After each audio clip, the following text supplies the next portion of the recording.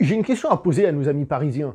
Non, parce que sérieusement, à force de voir des films sur la banlieue, je me demande s'il y a quelque chose qui existe à part la banlieue à Paris. Je veux dire, le centre, ça existe? Ou c'est un truc de science-fiction?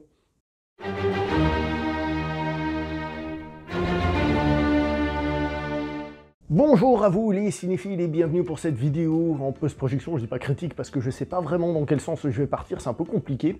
On va parler aujourd'hui des Misérables réalisés par Lajli avec Damien Bonnard, Alexis Mananti, Djibril Didier et Zonga. Voilà, comme ça c'est lu, c'est envoyé, c'est vite fait. Un film dont j'avais vu la bande-annonce et que je me suis dit ouais, pourquoi pas, mais en même temps, le film, il y avait un truc intéressant rien que pour son affiche, donc les gens qui fêtaient la Coupe du Monde comme ça, puis on appelait ça les Misérables, donc le lien entre la fête à la Coupe du Monde et la Révolution française, je trouvais ça vachement intéressant, enfin sur le papier, donc ça m'a vachement intéressé d'aller voir ce film. Et à l'arrivée, c'est un film que j'ai beaucoup aimé, hein. Je trouve que c'est un film très bon, mais je suis pas totalement certain de tout ce qui veut être raconté dans ce film, je suis pas certain que j'adhère à toutes les idées, c'est ça qui me fait un peu peur. Mais si vous écoutez ce que je viens de dire, ça veut dire que je mets mon point de vue politique pour juger le film, ce qui n'est pas une chose à faire, donc évidemment c'est indissociable. Donc je vais essayer de me baser sur les sensations que j'ai eues, sur la mise en scène et tout ça, et donc du coup c'est un bon film. Mais du coup j'ai un autre problème, c'est que j'ai l'impression que je vois que des bons films en ce moment, c'est moi qui pars en vrille ou quoi, enfin que des bons films, non, il y en a qui sont juste passables. Mais je donne souvent cette note en ce moment, et je me dis c'est moi ou quoi? Ouais, je redonne encore une fois 8 sur 10 à un film quoi. Je sais pas, c'est moi qui regarde des bons films en ce moment, ou c'est juste que je suis euphorique, je suis dans une période d'euphorie, j'en sais rien en fait. Bref, quoi qu'il en soit, 8 sur 10 pour ces Misérables.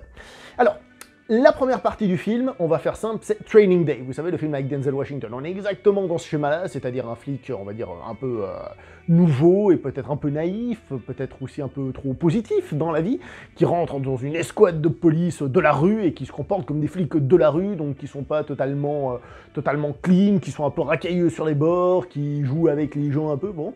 On retrouve ce schéma-là. Toute cette première partie du film nous présente aussi la faune locale, hein, c'est-à-dire les différentes situations, donc les flics, il s'appelle le maire, Salah, tout ça, on a toute cette situation-là, les jeunes, tout ça, donc on découvre un peu toute cette faune. Et si je parle de faune, ce n'est pas totalement pour rien, c'est parce que pendant toute cette première partie du film, on a vraiment l'impression qu'on nous présente la jungle, un truc dense, et pas un truc où on voit de la violence tout le temps, des gens qui se tapent dessus, qui se tirent dessus, non, mais on ressent une espèce de violence, un truc qui peut exploser à tout moment. Et ça, c'est dû à la mise en scène qui, elle, est assez proche pour donner une image de ce qui se faisait dans 24 heures chrono, donc c'est-à-dire on a une caméra qui est toujours en mouvement, d'accord? Caméra à l'épaule, on va dire, toujours en mouvement, parfois des petits zooms, ça revient en arrière, quelque chose qui fait qu'on est toujours, comme si on était là, un petit côté, entre guillemets, reportage. Les plans eux-mêmes sont bien faits, mais il y a toujours ce mouvement-là. Je veux dire par les plans sont bien faits, c'est que ce sont des plans qui obéissent aux lois classiques de création d'images, et qui donc sont psychologiquement faites, hein, donc on va pas rentrer dans des débats là-dessus, mais pour faire en sorte que ce soit esthétique. Ce que je veux dire par là, c'est qu'il essaie pas de casser les choses, par exemple en cassant la règle des tiers, en mettant un personnage ici en bas, c'est vachement bien fait, vous avez vu ça? Effets spéciaux, ça c'est le budget. Bref, on respecte ces cadres, mais avec cette caméra comme ça qui bouge. De temps en temps, il se permet des plans un peu plus aérés, parce qu'on est très proche des gens hein, aussi, pour qu'on soit au contact. D'accord? De temps en temps, il se permet quelques plans plus aérés, justement, pour relâcher un petit peu la tension, j'ai l'impression. Et ça veut pas dire que le film est, mal réalisé. Alors, c'est peut-être pas ce qu'il y a de plus subtil, mais comme j'ai dit, les plans sont jolis, puis il y a quand même des mouvements de caméra, donc c'est quand même, on va dire, travaillé, c'est pas juste au bol. Mais on est vachement dans cette situation de tension constante, proche des personnages, proche de la situation, et on sent que les gens, ils sont à deux doigts de s'en foutre une sur la gueule tout le temps, quoi. Donc ça, c'est la première partie du film. Ensuite, il y a la seconde, mais c'est difficile d'en parler sans spoiler, parce que forcément, ça arrive après un bon moment du film, et voilà, c'est un peu compliqué. Donc on va juste d'abord revenir sur les acteurs pour dire que je les ai pas trouvés forcément extraordinaires. Ça passe parce que comme le film se veut être très, très urbain, très réaliste, et l'interprétation n'est pas mauvaise en tant que telle, elle n'est pas sublime, elle donne vraiment l'impression que... Et en fait, c'est ça qui fait que c'est bien, c'est ce que je suis en train de dire, malgré voilà, les gens parlent comme on parlerait normalement. Et ça c'est plutôt bien fait là-dessus. Avant de partir sur une partie un peu spoiler, parce que ça me paraît inévitable hein, pour parler de ce film, je dirais que, en fait, les choses qui sont décrites dans ce film, c'est-à-dire à quel point les flics sont bons ou pourris, à quel point les les banlieusards, on va dire, sont bons ou pourris. Il y a une espèce d'équilibre qui se retrouve là-dedans, que j'ai trouvé intéressant. Ainsi, par exemple, chez les flics, il y en a un qui est montré comme bien, d'autres qui sont montrés comme pourris, d'autres qui sont montrés comme pourris, mais bien quand même. Donc il y a une espèce de balance là au milieu. Chez les banlieusards, je vais utiliser ce terme, d'accord, surtout qu'il y a, comme j'ai dit, Salah, le maire et tout, et ben on a aussi un peu ce petit équilibre, dans le sens où c'est pas forcément montré comme des gens positifs, mais dans cette faune, c'est la jungle, c'est-à-dire, c'est comme si c'était la nature, on va dire, c'est-à-dire, c'est pas forcément bien ou mal, c'est comme ça, c'est un microcosme qui survit comme ça, sans qu'il y ait forcément des notions de bien ou de mal pures qui rentrent en ligne de compte. Voilà, donc ça c'est plutôt positif, c'est même vachement positif. Petite parenthèse quand même que je suis obligé de préciser, hein, je l'ai fait un peu en intro, c'est que moi en fait la banlieue parisienne, j'ai mis les pieds, mais rapide, hein, c'est-à-dire j'habite pas du tout à Paris, pas du tout dans le coin, donc pour moi, pour ça, c'est entre guillemets de la science-fiction, non pas que ça n'existe pas, mais je peux pas vous dire oui, le film est vachement réaliste, c'est exactement ça, ou c'est pas du tout ça, c'est n'importe quoi, j'en ai aucune idée. Je peux juste me baser sur une image globale qu'on a, un peu comme, je sais pas moi, quand on regarde un western, on connaît pas beaucoup de monde de nos jours qui a vécu à cette époque, donc on se base sur l'image, sur ce qui nous plaît, ce qui nous plaît pas, et ce qui s'en dégage, voilà. Et ensuite il y a la seconde partie, donc on va partir sur des pseudo-spoilers, ce sera même plus une sorte de débat, je pense, que des spoilers, parce que bah, déjà les gens ont vu le film, ou j'en sais trop rien, quoi. Donc, cette deuxième partie, qu'est-ce qui se passe? Eh ben, on a la révolte, les misérables, la révolte.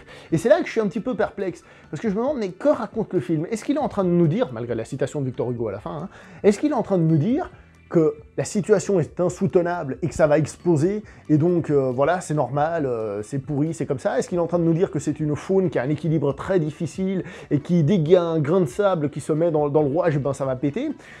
C'est possible, mais hélas, la sensation qu'on en a un petit peu à la fin, c'est que les flics sont des connards, et ils vont tout faire péter. Enfin moi, c'est vraiment l'impression que j'en ai eu.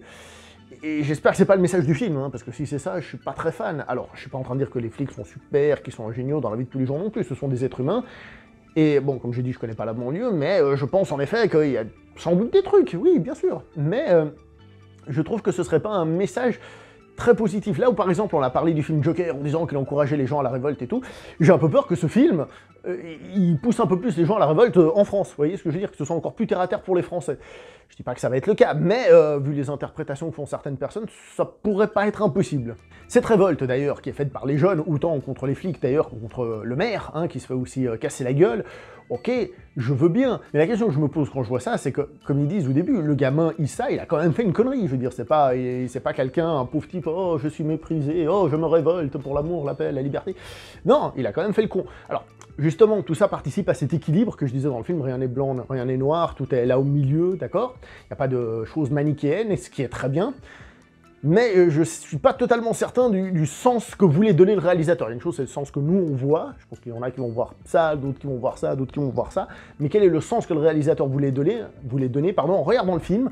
Je suis pas certain d'avoir totalement compris. Bon, alors, je pense pas, parce que voilà, c'est pas ma façon de penser, que c'est un film qui veut pousser à la révolte. Je pense pas, honnêtement. C'est juste que j'ai un peu peur qu'il soit mal interprété comme ça, et que je suis pas totalement certain de ce qu'il veut dire d'autre.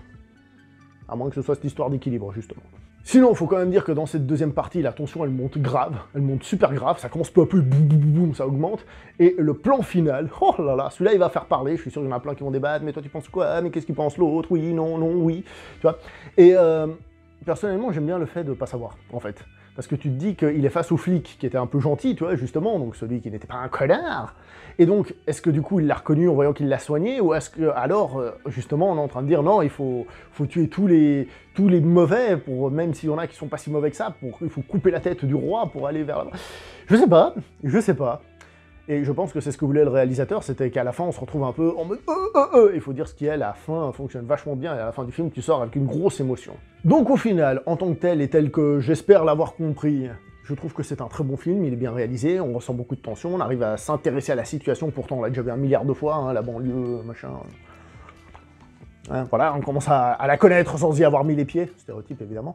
Et ben, malgré tout, le film est bien réalisé, il arrive à faire monter la tension, la fin est cool, et j'espère que s'il y avait un message, ben, c'était plutôt un message pour dire essayons de vivre les uns les autres. Mais même comme ça, je trouve que le film ne ferait qu'un constat, et il manquerait peut-être, je dis bien peut-être, d'essayer d'apporter une petite réponse. Je dis pas qu'il y a une réponse, mais d'essayer d'apporter quelque chose pour améliorer. Alors je dis pas que dans le film on doit faire qu'à la fin, tout finit bien, il y a des roses partout, et puis blablabla, mais peut-être de dire voilà, ça c'est ce qu'il faut pas faire, ça c'est ce qu'il faut faire. Voilà. Je m'arrête là, parce que peut-être que je dis des conneries à ce niveau-là. Donc je vais m'arrêter là pour cette vidéo, n'oubliez pas de liker, commenter, partager, on se voit prochainement pour une prochaine vidéo. Jusqu'à là, portez-vous bien. Ciao tout le monde. Putain, mais j'y arrive maintenant, j'arrête de bégayer. Allez, ciao tout le monde.